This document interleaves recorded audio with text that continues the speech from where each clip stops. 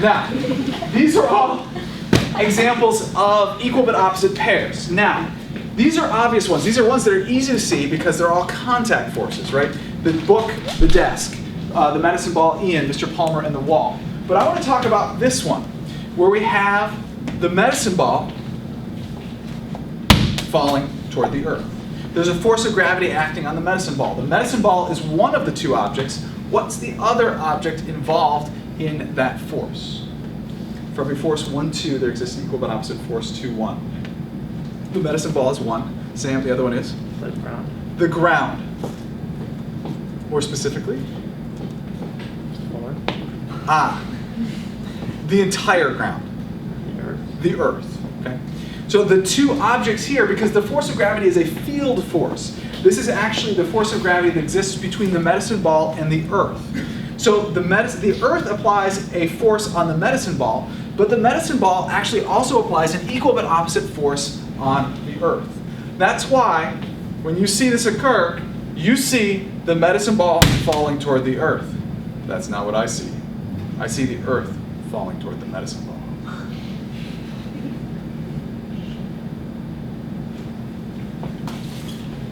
Because both happen at the same time. Ladies and gentlemen, at this point, what I would like you to do is I would like you to clear your desk and stand on top of it. Oh my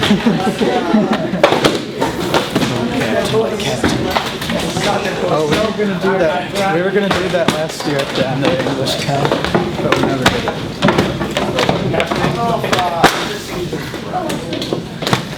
Ladies and everybody wants to I'm gonna sit down. Ladies and gentlemen, what we are going to do is together we are going to move the earth. Yeah, Kevin also used to this. It's okay. So what we're going to do is we are actually all going to step off the desks at the same time. Now, a couple of things. We're going to have a whole conversation about how we're going to step off the desks, so don't do it just willy-nilly. We'll have and I'll give you instructions. Second, don't do it if you are not comfortable doing so. So don't feel like you have to do this if you're not comfortable doing so. Now, before we do so, I want to make sure people understand what direction we are going to be moving the earth. So we're going to step off the desks, and we are all going to fall toward the earth. Therefore, what direction, Duval, are we going to be moving the earth? Up. Notice what's going to happen here is the earth is going to move toward us, upward toward us. So what I would like to do now is I would like everybody to point to where they are expecting to land. After they step off. The goal here is, number one, not to land on anything, and number two, to make sure we don't have any intersecting lines. Those would be bad. Jump right there. Yeah, please do not knock over the camera. Wait, are you doing it? You're fine. All right. So I feel like we're okay. All right. So what I'm going to do is I'm going to say 3, 2, 1, and then we're going to say step, because step is what you're going to do. You're not going to jump. You're not going to leap. You're simply going to step off the desk. Here we go. 3, 2, 1, step.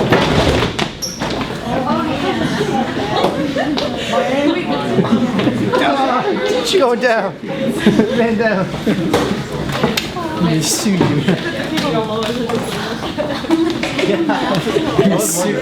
Yeah, like if we fell off,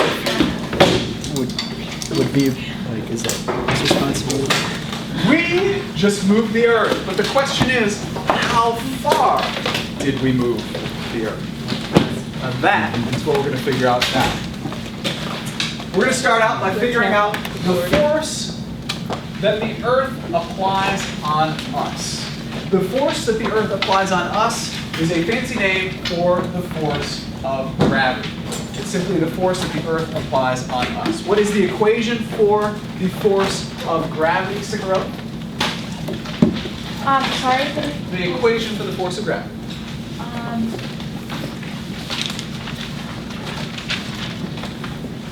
Mass times the acceleration, or the No, you were doing fine. gravity of acceleration. the acceleration due to gravity. So this is going to be the mass of us, because we're talking about the force of gravity that exists on us. So we need the mass of us.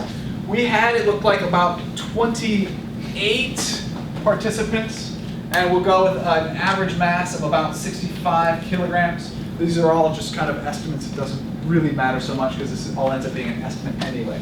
So we're going to figure out the force that the Earth exerts on us. It is the mass of us. Oh, actually, I need the mass of us, please. 1,820 Kilograms. Great. So we can figure out the force that the Earth applies on us. It is equal to the 1,820 kilograms multiplied by the acceleration due to gravity here on planet Earth, which has a value of what, Andrea? The acceleration? Yep, g, little g, acceleration due to gravity here on planet Earth. Negative 9.8. Negative 9.8 meters per second squared. Eric? Positive 9.8. Is g positive, Andrea? Yes, but the acceleration is negative. No, the acceleration due to gravity here on planet Earth, which is the name of g, is positive. Okay, so g is positive. The acceleration in the y direction in free fall is equal to negative g, which is where the confusion lies. So the acceleration due to gravity, little g, is a positive value, 9.8 meters per second squared. I need a number for this, please. 17,836. So this is the force that the Earth applies on us. Now, what is the direction on that force? The force that the Earth applies on us, please. Elizabeth. Up. It's actually not. This is the force the Earth applies on us. Which direction do we fall? Down. We went down. So this is the direction the force the Earth applies on us is down. Now, we need to also figure out the force that us applies on the Earth. I know grammatically it does not work out there, but subscript-wise it does. So the force that us applies on the Earth is equal to the negative of the force the Earth applies on us. Speak, gods. We are waiting for you.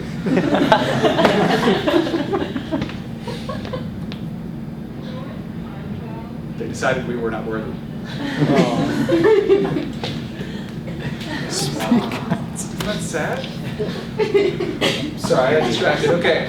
The force that us applies on the Earth is equal to the negative of the force the Earth applies on us. Newton's third law. Okay. This means it's equal to negative 17,836 newtons down.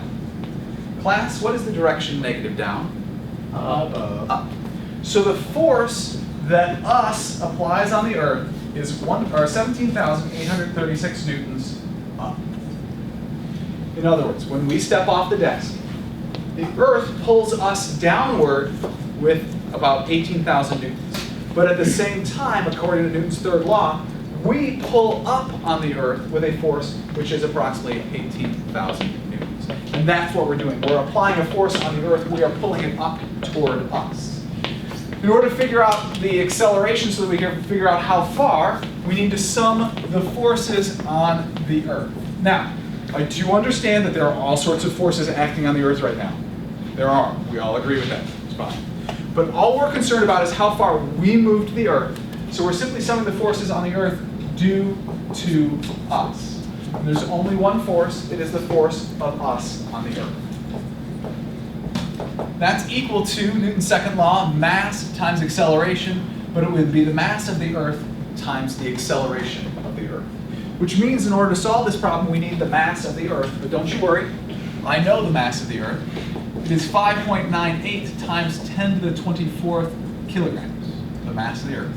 Which means the acceleration of the Earth is equal to the force of us on the Earth divided by the mass of the Earth, or the 17,836 divided by the mass of the Earth, 5.98 times 10 to the 24. 2.982608696 And then times 10 to the, 27. it can't, I'm sorry, it can't be. Did you multiply the two?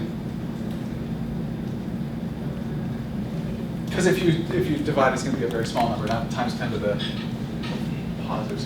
Oh, yeah.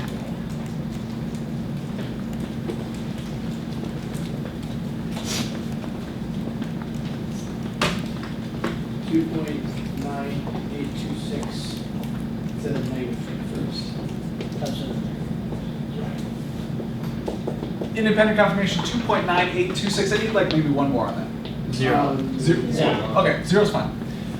Okay, so we have figured out the acceleration of the Earth. How do we know we can now use UAM? Matt, holding it? Constant acceleration. Because the acceleration equals a number, so we know we can use UAM. So we need 3 variables to solve this UAM problem, to figure out how far we move the Earth. We know one, the acceleration. Who's got another one for me? Matt. Velocity Well, actually, that would be after we run into the Earth. I agree it's going to stop, but then the acceleration would no longer be valid, right? Because this is only while we're falling toward the Earth. Sam. So velocity. So the initial velocity of the Earth is 0. So the Earth isn't moving? Because I thought last time we determined that the Earth was moving. And now you're saying it is moving? Relative to us. It's all about, it's not moving relative to us. Because remember, what we're doing here is we're summing the forces relative to us. So initially, yes, the Earth is not moving relative to us. We all agree the Earth is moving. Yeah. Okay, good, just checking. So the initial velocity of the Earth relative to us is equal to 0. Now, we can't actually solve for what anymore using just the Earth. We need to look at something that is the same between the Earth and us. What is the same between the Earth and us, Nick? The change in time. The amount of time. We fell towards the Earth for the exact same amount of time that the Earth fell towards us. So we need to look at us and figure out information about us so that we can figure out how long we fell toward the Earth. So what do we know about us? Hannah, what do we know about us as we flew through the back of the chicken breed toward the planet? As far as UAM variables concerned. Would our acceleration be We are in free fall, so our acceleration in the y direction equals negative 9.8 meters per second squared. True. What else do we know? Christine.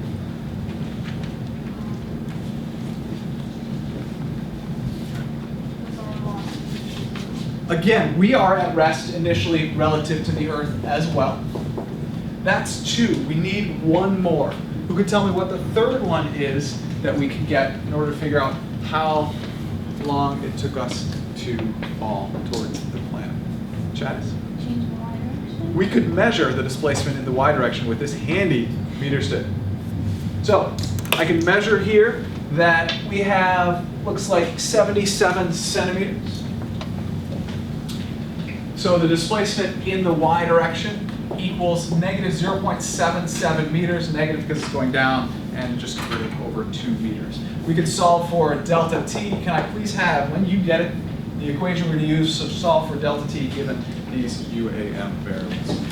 Matt. Delta y is equal to velocity initial, y direction, change in time, plus 1/2 of the acceleration in y direction times delta t squared. Good. The change in y was negative 0.77. The initial velocity in the y direction is 0. 1/2 times the acceleration in the y direction, negative 9.8 times delta t squared. Delta t then is equal to 2 times negative 0.77 divided by negative 9.8, the square root of the change in time.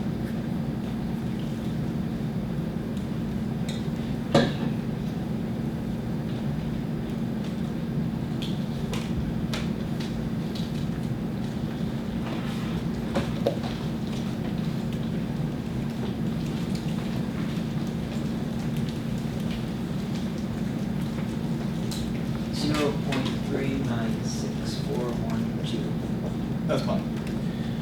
Okay, we have now figured out the change in time, which is the same for the Earth, 0.3964112 seconds. We can actually use the exact same equation. Change in y for the Earth equals the velocity initial for the Earth times the change in time plus the 1/2 times the acceleration of the Earth times the change in time squared. The Initial velocity of the Earth, as we said, was 0, so this is 1/2 multiplied by the acceleration of the Earth, 2.98260 times 10 to the negative 21st, multiplied by the time, 0.396412, that squared. The change in y for the Earth, please.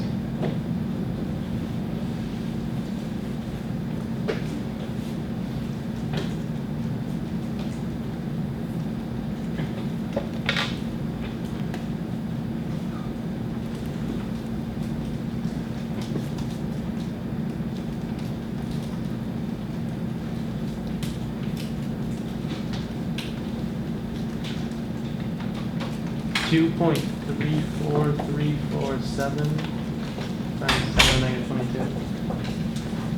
That's in meters, and the change in y for the Earth with sig figs. Okay, you might feel compelled to use 2 sig figs, but I would actually argue that really we just know 1, because we don't actually know the mass of the individuals. We kind of just took an average here. So really, 1 sig fig is fine. So 2 times 10 to the negative 22nd meters is the displacement of the Earth. So let me ask you a few simple questions, class. First, did we move the Earth today? Yes. With gusto, people, did we move the Earth today? Yes. Absolutely. Did we move it very far? No. No. It is a sad and unfortunate state of affairs that we did not move it very far. So let's discuss how far we actually moved it. I find that sig figs scientific notation is very helpful, but sometimes it obscures what the actual number is. So the change in y of the Earth was 0.12345678 10 11 12 13 14 15 16 17 18 19 20 21 and a 2 meters. To put that in perspective, you've all heard of the hydrogen atom. Proton in the middle, electron going around the outside. The radius of the electron of the smallest atom, the electron in orbit around the smallest atom is approximately 0.1234567891 meters.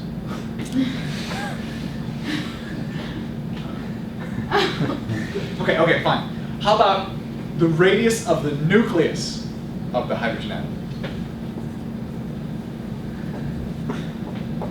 0.12345678 10 11 12 13 14 1 meters.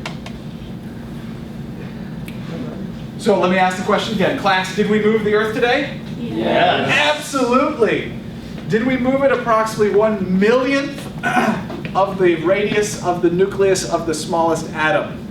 Yes. Did we move it? Yes. Absolutely. We didn't move it very far, though. That's sad and unfortunate. I have some other bad news for you. Please watch carefully.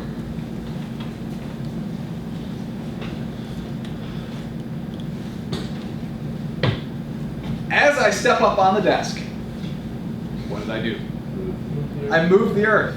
When we stood up on our desks, how far down did we move the Earth? 2 times 10 to the negative 22nd meters.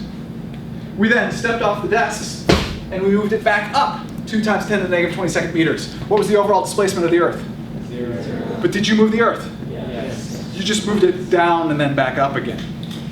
We moved it twice. You did. Watch this. What am I doing? I'm moving the Earth. That's right. All throughout this class, you guys just sit there in your desks. You don't move the Earth. I move the Earth the entire time. Why?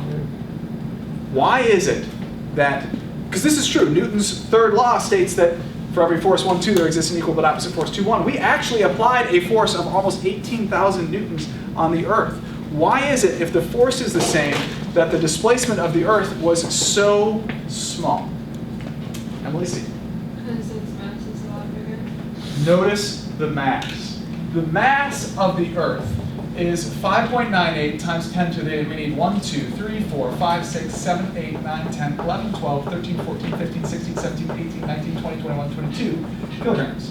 The mass of us, 1,820 kilograms.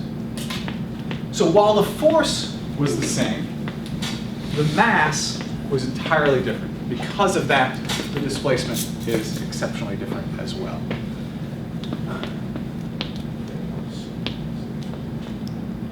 Come on, give me a question. It's always fun. This is a fun time for questions. questions. That in and of itself is interesting. Fine, I'll ask a question. Okay, George. Okay, so what if everyone in the Earth? Okay. How many people on the planet? 6 billion. Is it 6 or 7 or something? Almost seven. It's gonna be 7. It's almost 7. Okay, we'll let the 0.7 have a break. We'll just take 6 billion. If 6 billion people on the planet all do this at the same time, what happens? Nothing. Isn't that sad? Because if everybody around the planet were to do it, it's basically going to balance one another out and there will be no change. Here. What if we all concentrated on one class? Okay. So even better. Let's just get them all in this room. Okay. We have 6 billion people in this room stepping off these desks all at the same time, right? So take the 6 billion divided by the 28 people we had in here. Well, that's approximately, let's go with 100 million or something like that. So it would be 100 million times. We move it 100 million times farther. So we move it over 1, 2, 3, 4, 5, 6, 7, 8. Ooh, look at that. We eclipsed the radius of the nucleus of the smallest atom, but we didn't make it all the way to the orbit of the electron. Isn't that sad? Even more fun. What if we ask everyone, put together a Facebook group, okay, everybody, at 1 p.m. I want everybody to run eastward. Right? We can all do it. We can all run eastward. Who can tell me what would happen? Oh yeah, we would change things. What would we change? We would change the Earth's rotation. We would have fewer seconds in the day. And what would happen when we stopped? It'd go right back to where it was. Except several of us would be in the ocean.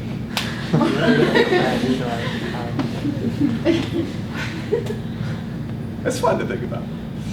Unfortunately, we just so you know, we as a people are so immaterial as far as our mass is concerned relative to the mass of the planet that we just don't have that much effect over it. I'm sorry. Nick. So if we ran west, then we would have more seconds. Right. Let's do that. But here's the thing. Like, really, seconds is the wrong term. Like, maybe a fraction of a second. Like, on the order of, 1/22nd of a second.